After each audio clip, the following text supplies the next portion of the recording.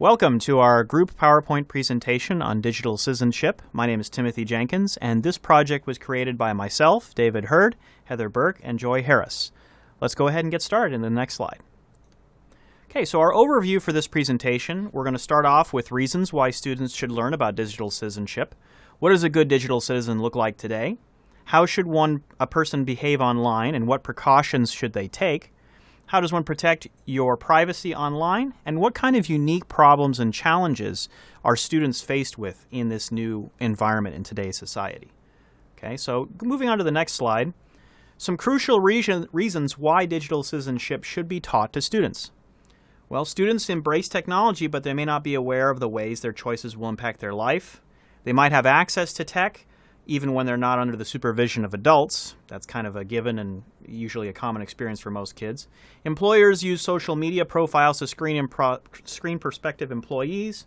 Lack of awareness about digital citizenship can lead to cyberbullying, and information on the internet may be authentic, and students need to learn how to filter information and choose real sources.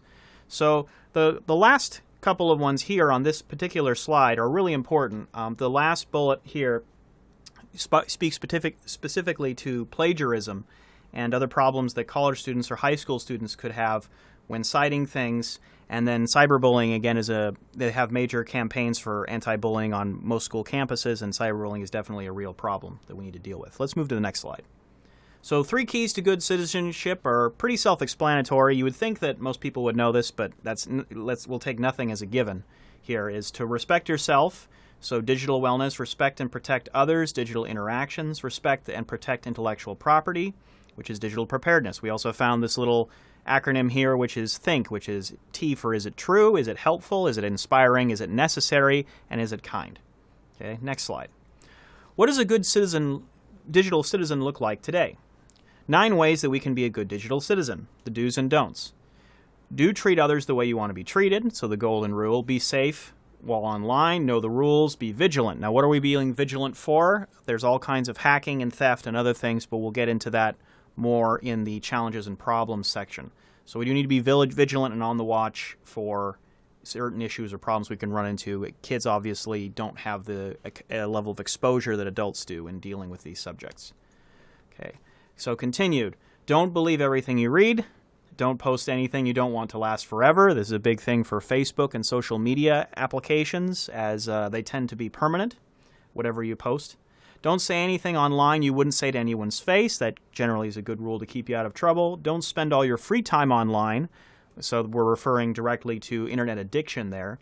And don't engage in negative acts like cyberbullying, and that it may be easy in an internet environment because you're anonymous, but this can be a slippery slope and cause more problems for you if you engage in that kind of behavior. Moving to the next slide. So there's just some illustrations, again, of little things that we found that kind of help drive the point home. Let's go ahead and move on. So how should one exactly behave online? So in regards to socializing, we definitely don't want to overshare. Now, what does this mean? This means where you live, specifics about your actual information, be it banking information or your phone numbers or what you look like, things like that. Use real-world judgment. Only post items that you're okay with the public seeing. It definitely can hit home where you're living or doing different things online, and that comes home to bother you in reality. So let's keep that in mind. Okay, use appropriate language. Again, trying to play 2 different roles of using appropriate language at school and not using appropriate language when you're outside of a school or a work environment. Those tend to spill over and can cause problems for you. Making a post online is not reversible. Can you delete it? Yes, but most of the time the damage is done. So you might be able to remove a tweet or a post, but many times many people might have already seen it and they can take a capture of it, and then it is pretty much permanent. Do not share personal information about yourself, family, and friends. We already talked about that. Let's go ahead and move on. So how should one behave online? Avoid inappropriate dialogue. Don't be afraid to block people. Okay, understand cyberbullying and do not be a cyberbully. Very serious and dangerous. Report cyberbullying. So what exactly does cyberbullying mean? Cyberbullying, again, refers to making threatening comments, degrading people, hounding people. It's, again, a pattern of behavior of intimidation that is done simply through cyberspace rather than in reality, hence the name cyberbullying. Okay, so we'll move on. So we have a little video here that we've posted about cyberbullying, and you can feel free to click that link to get some more information about that particular topic, but I'm going to go ahead and move on. So now that we've covered that, how does one protect your privacy online? So there's all these pitfalls, but what do we do to take the precautions we need? First, you need to be careful who you share your posts with, and do not share anything you don't want public. So that's a setting in Facebook and all kinds of social media applications for what is public and what is private. Make sure that you take advantage of that and don't put out things that you could later regret being public. Never give out your personal information. There's a lot of online companies that will remind you to do this, but it's always good to remind kids multiple times about this particular subject, because there's just not that sense of caution at a younger age. Be selective to who you allow to see your social media information. Only allow people to be your friends on social media that you personally know. Okay, so again, as the picture says down below, if it's on the internet, it isn't private. So just keep that in mind. Okay, you also need to check your browser settings. So in Chrome and in Firefox and in Microsoft Explorer, there are many, many different settings and functions that you can use to protect yourself from your privacy from hacking or from other things, or just protect what websites are doing when you visit them. Don't send anything sensitive over public Wi-Fi. Use other private browsers to do any personal banking, online purchasing.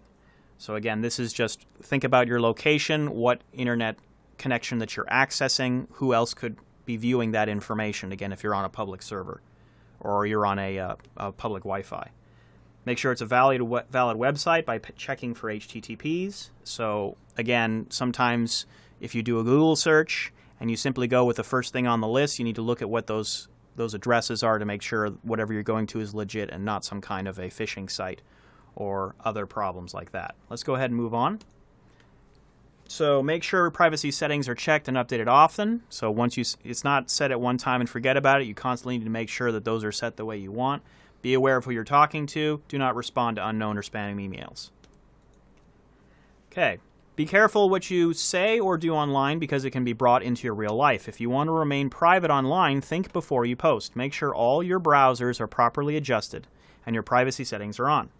Remember, people are always watching, especially when you're in a professional setting. So again, this is kind of goes without saying, or a common sense approach, but these mistakes have been made countless times before, so it's very important to mention to young kids that are being exposed to the internet, as well as seasoned adults or other people who've had exposure, because it may seem like a given, but in some cases it's not. Okay. So here's a link with 10 easy steps to help keep your privacy contained online. Just again, more reference information that can help drive this point home and give you some great tips and tricks to put you in a more secure situation. Okay. Next slide. So what problems and challenges do students face online? Now, for this list of information, I went directly to the 9 key elements of digital citizenship, and it listed it out like this. First one was digital access, which is simply, do you have access to the internet, and what is your internet connectivity speed? In different parts of the world, there's different levels of connectivity or availability to use the technology. Digital commerce refers to all the buying and selling that we do online. There's also morally ambiguous or illegal goods that are sold, as well as regular goods and services, and that can cause problems for parents that have students that are shopping online or using these marketplaces. Digital communication. Wide variety of communication options are available, and sometimes too many options can confuse users.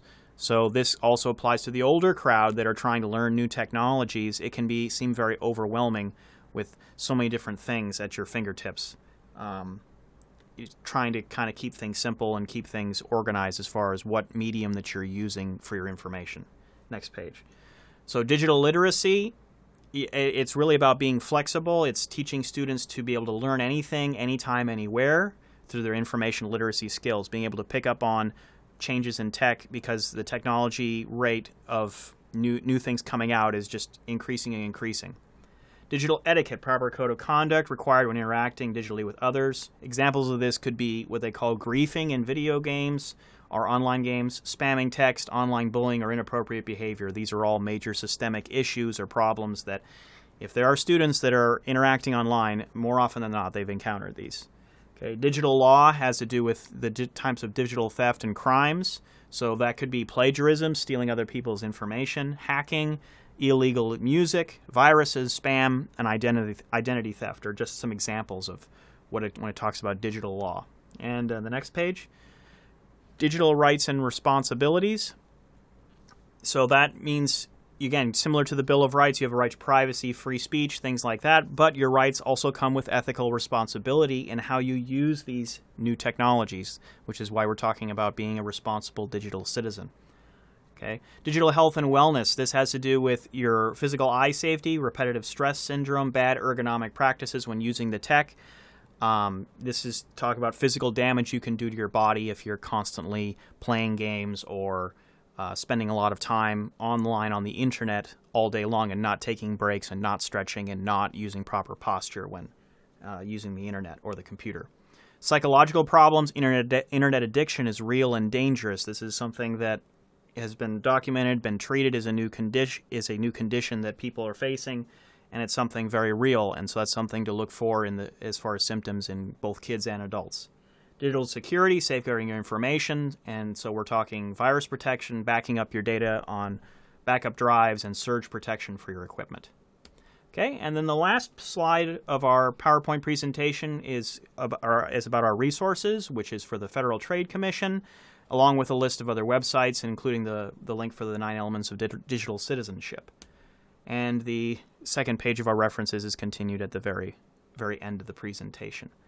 Other than that, that about does it for our presentation. I want to thank you for listening, and I guess I'll see you guys in the comments section.